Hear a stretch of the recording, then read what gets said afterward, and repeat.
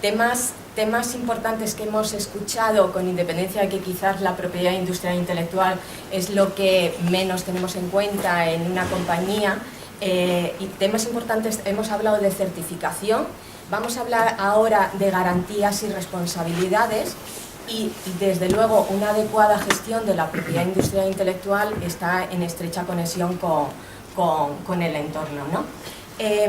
Vamos a hablar, José Manuel nos ha expuesto protección desde el punto de vista de la marca, la tecnología, y vamos a entrar ahora en otra área que es la propiedad intelectual, que seguramente que en los medios de comunicación hemos hablado de propiedad intelectual por toda la polémica que ha surgido en torno a, bueno, pues los artistas, las entidades de gestión, pero si bien es cierto que la propiedad intelectual también va a proteger otras áreas del cloud computing, como son el tema del software.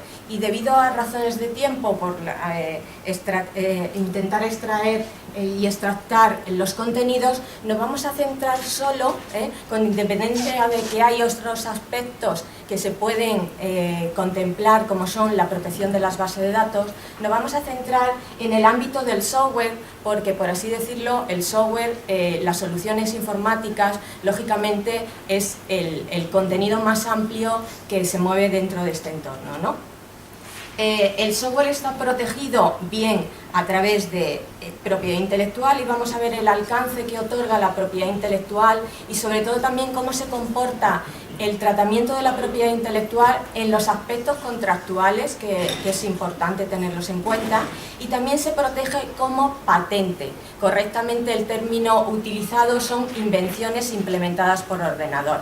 La patente, el software también puede ser protegido mediante patente, siempre que se reúnan los requisitos de una patente. Desde el ámbito de la propiedad intelectual, lo que protege el software, lo que va a proteger nuestras soluciones informáticas, siempre que esté comprendido dentro de la definición que establece lo que es un software, y se entiende como toda secuencia de instrucciones destinadas a ser utilizadas directa o indirectamente en un sistema informático para realizar una función o una tarea o para obtener un resultado determinado, cualquiera que fuera su forma de expresión o fijación. Ese es el concepto de ámbito de protección que nos daría la propiedad intelectual. Y ahora me van a hacer una pregunta, ¿cómo que un programa de ordenador ha sido asimilado a una obra literaria? Bajo el ámbito de la propiedad intelectual, fueron asimilados a obra literaria porque lo que nos va a proteger desde el punto de vista de la propiedad intelectual es la literalidad del código fuente. Ahora veremos que, lógicamente, bajo el amparo de la propiedad intelectual, esta protección que otorga tiene una serie de limitaciones. También es cierto que es la única existente ahora, con independencia que fuera objeto de patente.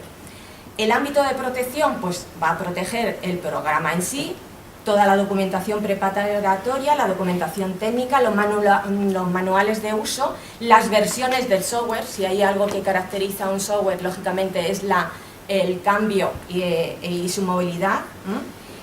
No está protegido, que es un tema muy importante cuando vienen los conflictos derivados de copias y plagios, las ideas y los principios que subyacen en el software. La idea no se protege la concreción, la materialización de esa idea. Esto, que es el ámbito de protección, es el ámbito que vamos a tener que luego recoger en nuestros contratos cuando licenciemos y comercialicemos nuestro software. Y como hemos dicho, el ámbito de la protección, concretamente decisiones de la Comisión Europea, han venido a aclarar un concepto muy importante que tuvo una polémica entre grandes empresas del sector TIC, en cuanto a que no va a proteger desde el punto de vista de la propiedad intelectual la funcionalidad de un software, entendida como el conjunto de posibilidades que ofrece un sistema informático.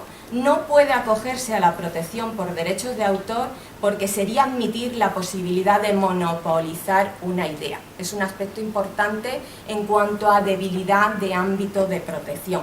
Tampoco va a proteger bajo el amparo de los derechos de autor el lenguaje de programación, no puede tampoco acogerse a esta protección porque es el medio el que permite expresarse y no la expresión propiamente dicha.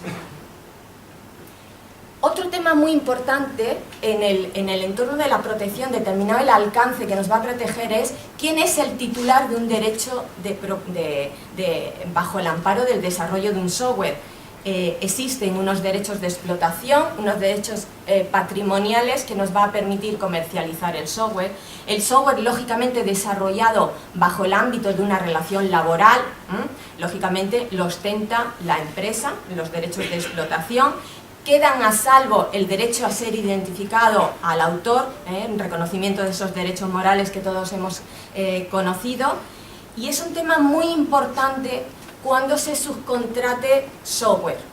Cuando se subcontrate desarrollo de software, es importante establecer una cesión expresa del alcance de los derechos que se van a obtener. En caso contrario, lo único que obtendríamos sería una mera licencia de uso que me va a permitir la explotación, pero no otro tipo de facultades como es, por ejemplo, la modificación y la transformación de ese código fuente, ¿no? Entonces, es un tema muy importante a tener en cuenta en los aspectos contractuales cuando subcontratemos módulos de desarrollo al software. Otro aspecto importante en el ámbito de protección de la propiedad intelectual que difiere de la propiedad industrial de las marcas que mi compañera ha explicado anteriormente es la duración de estos derechos. Es, lógicamente, la vida del autor. En el caso del software no tiene sentido porque por la propia idiosincrasia del software esto ya queda más que obsoleto. La vida del autor, pero hay otro tema muy importante que es la protección, el ámbito de protección. En virtud de convenios internacionales, un software protegido en España queda prácticamente protegido a nivel mundial. El convenio más importante es el convenio de Berna, es otro tema importante a la hora de contemplar la necesidad de establecer una estrategia de protección cuando yo voy a internacionalizar mi producto. Muchas veces la necesidad o no de registrar en los países donde yo voy a comercializar no viene derivada del ámbito de la protección, sino de otra serie de exigencias, como son exigencias de aduanas, etc. Hay otro tema importante. Existe un sistema de protección, igual que en la oficina de marcas existe el registro de la propiedad intelectual, en el cual yo deposito el código fuente de mi software. No hay que tener problema, el código fuente y el contenido nunca va a ser divulgado a un tercero, aunque el registro de la propiedad intelectual es un registro público. Lo único que tú vas a obtener si tú pides una nota simple de verificar si hay una empresa que tiene registrado sus activos intangibles en el ámbito del software, simplemente es el titular, la fecha de la inscripción, el título, pero nunca, lógicamente, el contenido que queda en depósito. Y es un tema también importante porque el registro preconstituye una prueba de cara a un posible plagio. También el registro de la propiedad intelectual es una medida, pero utilizan en el sector TI otra serie de medidas como es los depósitos notariales y también el contrato escravo que si nos da tiempo lo veremos, que garantiza también la posibilidad al licenciatario, al posible licenciatario que vamos a comercializar nuestro software, una garantía de acceder al código fuente en el supuesto de que se cumplan una serie de requisitos, como es disolución de la sociedad, incumplimientos de contrato. El contrato escravo es una herramienta muy importante que garantiza al licenciatario la continuidad del servicio sin necesidad de la entrega del código fuente. Otro tema que difiere bastante de la marca es que el derecho en propiedad intelectual nace por la mera creación, sin necesidad de registro alguno. Preconstituimos registros por protección y también por otra serie de circunstancias, como antes habíamos dicho. Por ejemplo, si yo trabajo con la administración pública, los propios pliegos de condiciones cuando se trabaja con la administración pública me va a exigir que yo acredite titularidad de los derechos de propiedad industrial e intelectual que aporto a ese concurso, y el único justificante de acreditar derechos de titularidad hoy en día en el caso del software es el registro de la propiedad intelectual. Entonces, hay muchos mecanismos, con independencia de que ese registro sea voluntario y que el derecho nace por la mera creación, hay muchas razones por las que muchas veces hay que preconstituir pruebas. El registro, como antes hemos dicho, es una herramienta, un recurso. Otro tema importante también, y ya no solo en el ámbito del software, sino también cuando trabajamos en nuestras propuestas y divulgamos metodologías, es lógicamente adoptar la política de incorporar la fe del copyright, advirtiendo a terceros que esos derechos están reservados. La fe del copyright se puede imponer sin necesidad de registro alguno. Insisto, es muy importante, muchas veces de las propuestas que nosotros enviamos a clientes, se está divulgando muchísima metodología, que simplemente hay que advertir que esa metodología se entrega, y lógicamente el carácter confidencial, y se entrega para una posible valoración, con independencia de la reserva de derechos que hay ahí, ¿no? Como hemos dicho también, otro elemento importante de prueba son los depósitos notariales, y las medidas legales en caso de infracción pues son acciones civiles y legales. Bueno, esto lo saltamos y vamos ya directamente a cómo garantizar, no sé si son temas que se van a contemplar en la siguiente mesa, ¿no? Pero sí que es cierto que una de las garantías que acredita yo como desarrollador o yo como fabricante que doy o servicios en el sistema, en cualquier sistema con independencia que sea, lógicamente es la observancia de ciertos aspectos en los contratos, ¿no? Cuando yo encargo a un tercero el desarrollo y lógicamente hay muchos aspectos que te definen la imagen de una compañía, y el contrato y el contenido de ese contrato lógicamente es una de ellas, ¿no? Cuando yo voy a encargar el desarrollo de un módulo de software, tenemos que contemplar cláusulas que determinen la titularidad de esos desarrollos, el alcance de la protección, y hay otros aspectos colaterales en el desarrollo de un software, como es la consultoría, la formación y el mantenimiento. Determinar la propiedad de esos resultados, es decir, yo encargo el desarrollo de un software, ¿quién va a ser el titular de esos resultados? Esto es muy importante porque difiere de otro tipo de propiedades. Yo encargo la propiedad a un arquitecto que me construye una casa y yo nunca intuyo que porque haya un contrato de cesión, lógicamente esa casa no va a ser mía. En el ámbito de la propiedad intelectual, es muy importante determinar el alcance de la cesión de todos los derechos con la plena explotación, porque en caso contrario solo obtendríamos una licencia de uso. Es un tema muy importante que hay que formalizar por escrito. Muchas veces la práctica de nuestro día a día con los propios clientes lo que nos da es simplemente envío una propuesta de servicio con una descripción técnica del alcance de los desarrollos, con una propuesta económica, pero este tipo de condiciones se nos olvidan contemplarlas en la mayoría de las veces. Y luego nos llevamos la sorpresa de cuando yo pido código fuente o cuando pido exclusividad, si no se ha establecido en este tipo de contratos, lo que voy a obtener es una mera licencia.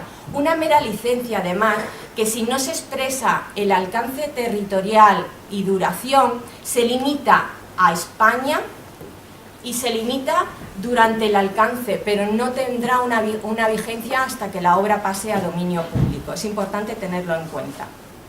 Otro tema también es que cuando yo encargo una licencia de uso, voy a comercializar o encargo dentro del desarrollo, lógicamente cuando yo encargo un desarrollo de software, seguramente en ese desarrollo de software ha incorporado software de la propia empresa que me está desarrollando. Le tengo que de alguna forma exigir que me otorgue una licencia de uso con carácter indefinido, que me permita la plena explotación de los módulos que ha desarrollado para mí. Es un tema importante tener en cuenta qué aporta la empresa que yo le he encargado el desarrollo previo a la ejecución de este contrato. Y lógicamente garantías de titularidad, garantía de responsabilidad por infracción de derechos de terceros. Y ya por último, en los temas de licencia exactamente lo mismo. Cuando yo comercializo mi software, es importante tener en cuenta estos aspectos. ¿Qué facultades le otorgo al licenciatario? ¿Le voy a permitir modificar? ¿Le entrego los códigos fuentes de este software? ¿Le permito hacer copias de seguridad? ¿Le permito hacer actualizaciones? ¿Le permito sublicenciar a terceros? Son temas que hay que tener en cuenta. Incluso cuando yo licencio el software, seguramente habrá que hacer adaptaciones a las necesidades y adaptaciones a los requerimientos del propio cliente. ¿Quién es el titular de esas adaptaciones? Son temas importantes a tenerlos en cuenta en los contratos, porque de ahí derivan la mayoría de los conflictos. Yo encargo una serie de licencias a una empresa que también me va a desarrollar una consultoría para desarrollos de adaptación, y cuando le pido, e insisto, el tema de código fuente de esa obra final, junto con su licencia y con las adaptaciones, ahí tenemos problemas si no hemos determinado de quién es el titular de esos resultados globales.